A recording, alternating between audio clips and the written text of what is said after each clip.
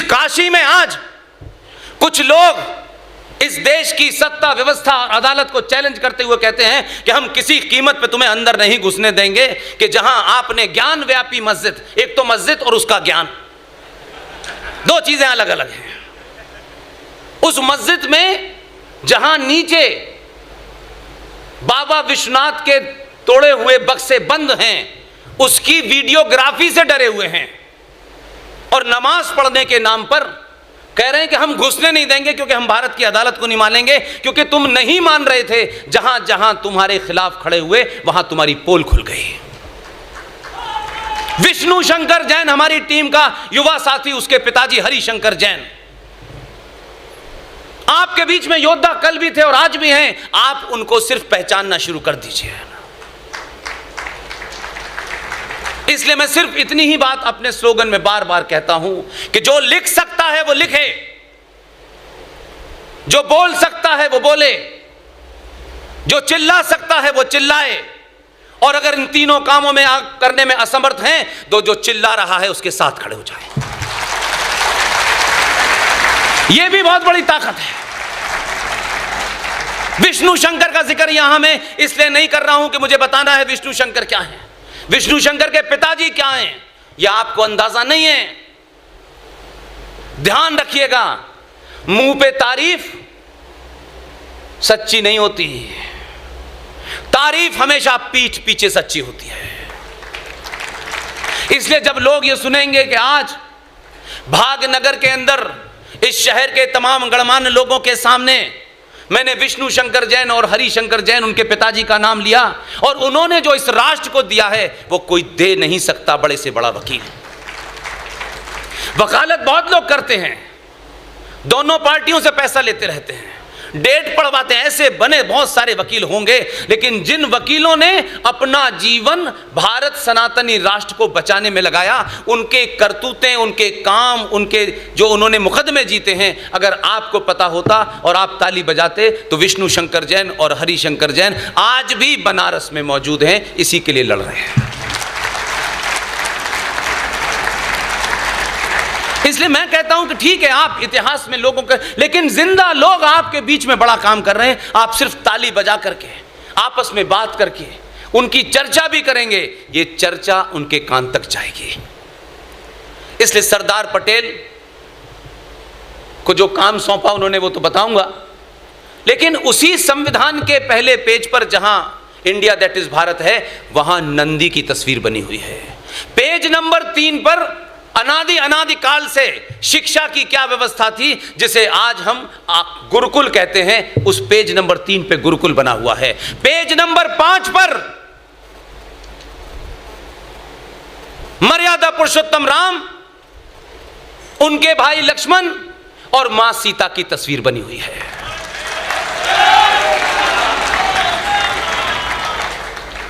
भगवान राम किस तरीके से मां सीता को लेकर के श्रीलंका से लौट रहे हैं। उसी संविधान के अंदर भगवान कृष्ण की तस्वीर बनी हुई है, महावीर की बनी हुई है, छत्रपति शिवाजी की बनी हुई है, सुभाष चंद्र बोस की बनी हुई है। इसलिए मैंने साफ कर दिया कि यह संविधान कोई आरएसएस के हेडक्वार्टर में नहीं बन रहा था। उस वक्त भी संविधान सभा में 300 लोग थे, जिसमें 70 मुसलमान भी थे। वो संविधान आपने देखा नहीं, उसी में विक्रमादित्य बने हुए हैं। अगर वो संविधान भारत की संसद से पास हो गया था और जब सबके साइन हो गए थे, कौन चाटुकार लोग थे जिन्होंने अगली कॉपी जब छपी तो संसद में पास हुए उस संविधान की कॉपी में से आपने सारे चित्र हटा दिए? किसको खुश करना था?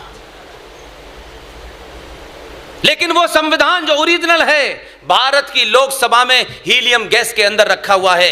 एक सरकार ने उस संविधान की रेप्लिका छपवाया था इत्तेफाक से।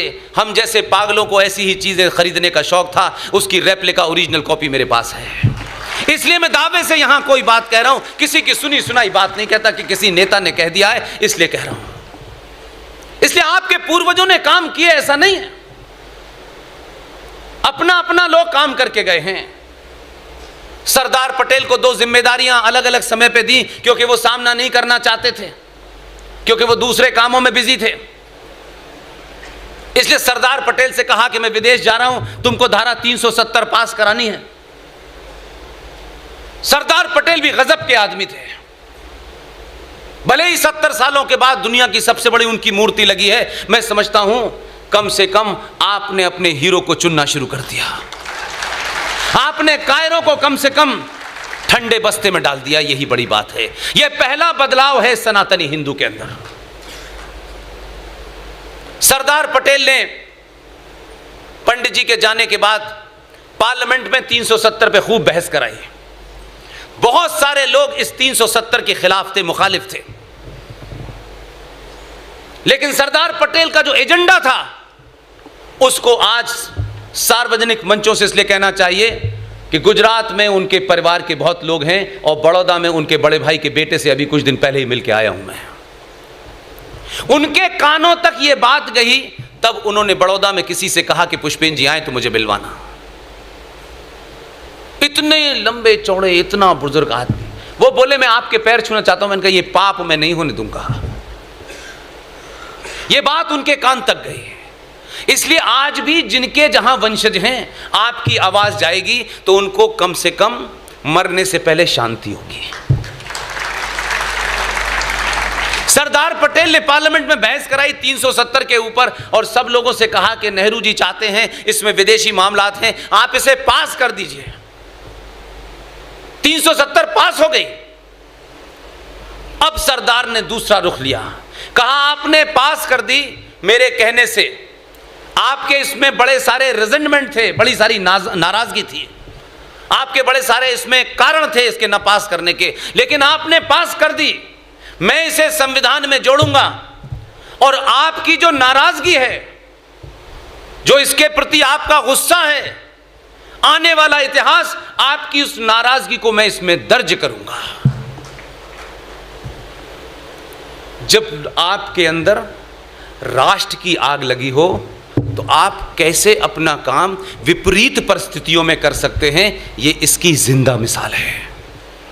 सरदार पटेल ने संसद में खड़े होकर कहा ये पास हो गई, लेकिन मैं जानता हूं कि आपने मेरे दबाव में, मेरे कहने से, मेरा मान रखने के लिए पास कर दी है, लेकिन इतिहास इस बात का गवाह रहे कि इसके बारे में आपके कुछ रिजर्वेशन थे, उस रिजर्वेशन को भी मैं इतिहास में दर्ज करूंगा। और क्या करा उन्होंने? धारा 370 जोड़ दी और इतिहास में वो लोग जो इसके साथ नहीं खड़े थे, जो इसके खिलाफ थे, उन्होंने उसी धारा 370 पास करने के बाद नीचे एक लाइन डाली, it is temporary. Sardar Patel Gujarat से आते थे, उनको कभी अंदाजा नहीं था कि इसी गुजरात से 2 लोग आएंगे और इस टेम्परेरी को परमानेंटली हटा देंगे।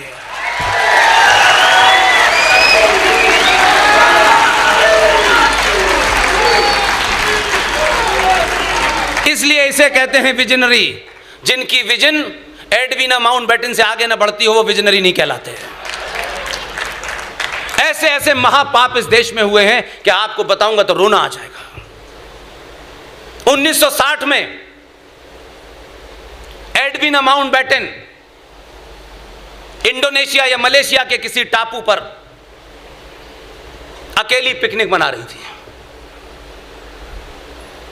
उनकी मृत्यु हो गई। यह खबर यहां पता चली और बात खत्म हो गई। मैं आपके सामने एक तथ्य रखता हूं, इसलिए आपको वहां ले जाना चाहता हूं। जो मुझसे उम्र में बड़े हैं वो जरूर उनको याद होगा। 79 में भारत में एक आदमी बिहार के सिताब दियारा नाम के छोटे से गांव से निकला, जो बिहार में है, और उसने इंदिरा गांधी की तानाशाही के खिलाफ एक जन आंदोलन खड़ा किया, जिसे भारत का इतिहास जेपी मूवमेंट के नाम से जानता है। उन जयप्रकाश नारायण की मृत्यु 79 में हुई। मैंने इसलिए कहा कि जब आपकी निगाह में सत्ता सत्ता सत्ता होती है तो आप अंधे हो जाते हैं और आप इतिहास की भूलों को और मजबूत कर देते हैं। जेपी की डेथ हुई, उसके बाद पार्लियामेंट में सवाल उठा कि क्या जेपी को भारत की संसद में हमें श्रद्धांजलि नहीं देनी चाहिए। कुछ लोग खड़े हो गए और बोले जेपी तो भारत के संसद के मेंबर नहीं थे, लिहाजा इनको श्रद्धांजलि कैसे दी जा सकती है। लेकिन मुझे दुख है 79 में बड़े बड़े हिंदू पुरोधा मौजूद थे, जिन लोगों ने जेपी के मूवमेंट से सत्ता प्राप्त की थी वो मौजूद थे। उन्होंने ये नहीं बताया कि 1960 की में एडवीना माउंटबेटन का देहांत मलेशिया के किसी टापू पे हुआ था, तो जवाहरलाल नेहरू ने भारत की संसद में उन्हें किस हैसियत से श्रद्धांजलि दी थी।